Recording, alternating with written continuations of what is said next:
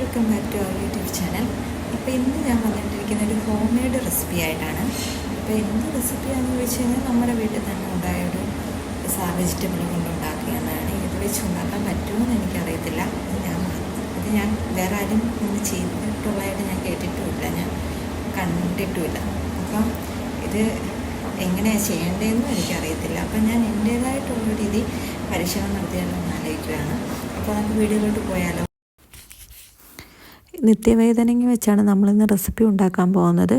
ഇത് ഇഷ്ടംപോലെ നിൽപ്പുണ്ട്. അത് നമ്മൾ നല്ലപോലെ പറിച്ചെടുത്ത ശേഷം നമ്മൾ ഇത് വെച്ചാണ് റെസിപ്പി ഉണ്ടാക്കാൻ പോകുന്നത്.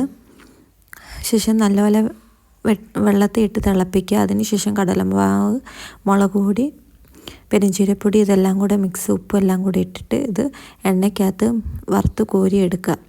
അങ്ങനെ പക്കാവടയെന്നോ ബജ്ജിയെന്നോ എന്ത് വേണമെങ്കിലും പറയാം. ഇങ്ങനെയാണ് നമ്മളത് തയ്യാറാക്കുന്നത്. അപ്പം എൻ്റെ റെസിപ്പി ഇഷ്ടം ലൈക്ക്, ഷെയർ ആൻഡ് സബ്സ്ക്രൈബ് ചെയ്യുക.